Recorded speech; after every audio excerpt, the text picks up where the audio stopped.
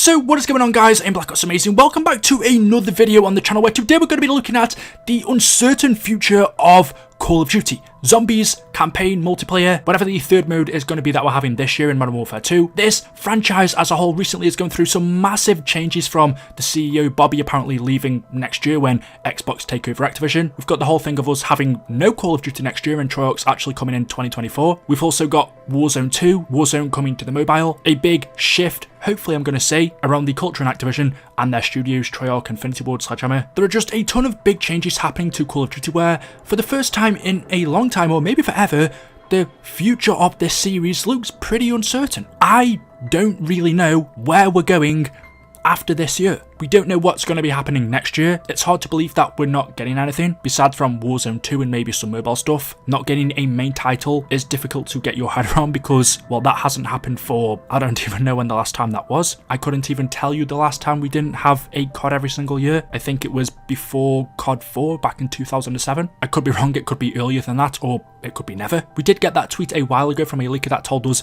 in 2023 we are having zombies, but as to what that meant exactly, we don't know, because, like I said, we aren't getting Treyarch Zombies next year. Their next main title comes out in 2024, so what to do with COD Zombies are we getting in 2023, if that leak is to be believed? There is just so much uncertainty at the moment, and, well, kind of leading on from this, a few tweets that I wanted to show you from a very credible source. This is Ralph over on Twitter. He said last month, "The future of Call of Duty is uncertain. Activision plans are contingent on reacting to any changes in the industry. If anything, COD's schedule will become more studio/developer-led." So this is a massive change compared to what we're used to, and, well, we've already heard signs of this because, as I mentioned, we are not getting a mainline Call of Duty next year. Now, usually, I reckon we would be. If this was a year or two ago, Activision would have forced Treyarch to put out their Call of Duty next year, and we've seen with recent CODs, Black Ops Cold War for example, that game originally was Sledgehammer's before Treyarch came in and finished it off. From the zombies side, just looking at the amount of content that we got, I would argue that game should have had another 6 months of development, but it wasn't. Activision forced them to release it. With this year's Call of Duty Vanguard, it's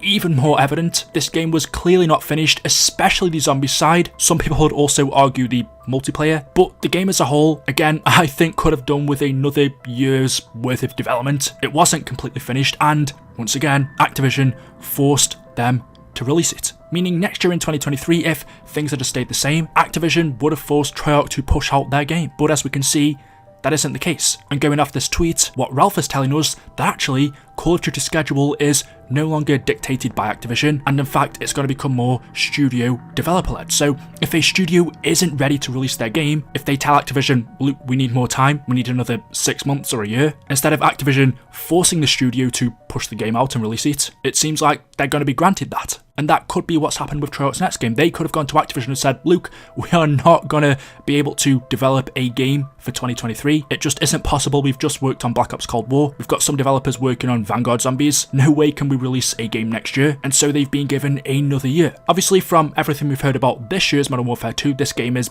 very much ready. They don't need any more time, but this is a great thing for Call of Duty. The schedule of these games will become more studio-led, so if the developers aren't able to produce a full game every year, then they can say, look, we need more time, and that's what's happened with next year's COD. This might also happen to other studios, so say in 2025, we might not get another Call of Duty then from Sledgehammer. Theirs may come out in 2026. Hopefully never though, I don't want to see another game from them. Infinity Ward's next game after Modern Warfare 2, so Modern Warfare 3 might not come out until 2028, which ultimately, if you're given more time to develop a game, in most cases means you get a better product, which is only good for us, the consumers, and the developers as well, giving them more time and less crunches. So yeah, from a zombies point of view, which is what I focus on, this is a very good thing because zombies over the past few years, Cold War wasn't really for me. The beginning of it was great, but as we went on through that game's life cycle, it was evident to see that Treyarch was struggling. This year's Zombies Vanguard is horrendous. The past few games compared to Black Ops 3, Black Ops 4 in terms of content, what this should mean now is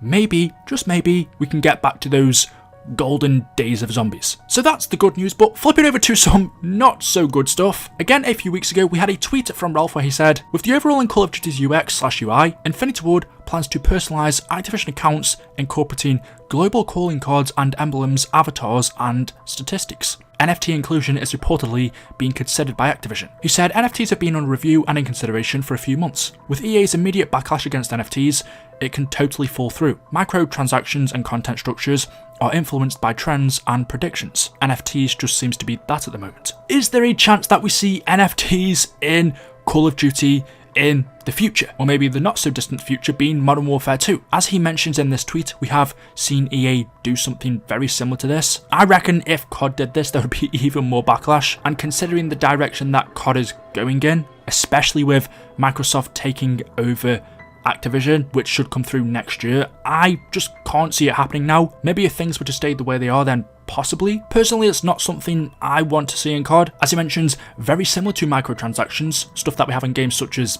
DLC maps, or we used to pay for DLC, but don't anymore, but now it would be more weapon blueprints, character skins, emblems, calling cards and stuff like that. We do see that this stuff is influenced by different trends and whatever else is going on in the gaming community. So because Activision would have seen the response to NFTs being introduced into loads of other different games out there, because it has happened and there's been a ton of backlash against it, honestly, I can't see it happening.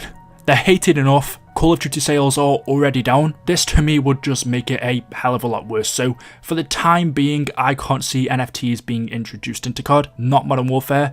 Maybe in the future, 2024. We're still pretty early on, so we'd have to see how that'd go. Let me know in the comment section below, would this be something you'd like in COD? How would you feel, or aren't you bothered? And then the final thing I wanted to bring up, just because I thought this was a really interesting tweet that I saw from someone called Colt over on Twitter. He said, "I'm very glad that the COD franchise is going back to Xbox. People forget that the best COD titles were released when Activision partnered with Xbox. COD in recent years has been garbage, and I'm so grateful that with Xbox, there's hope that it'll go back to the glory days." Now, the first thing I will say is, back in the earlier days of COD, I played Xbox, I was the Xbox fanboy. Then I switched over to PlayStation, only because DLC switched over to PlayStation. I think that was for Black Ops 3 if I'm not wrong. And then ever since getting a PlayStation, I've probably been more of a PlayStation fanboy than Xbox. I haven't played my Xbox in years. So having been in this guy's shoes, if you want to say, having played all of these CODs back when Activision was partnered with Xbox, you would think I agree, but the only problem is I don't think this has any correlation. In the exact same way that I don't think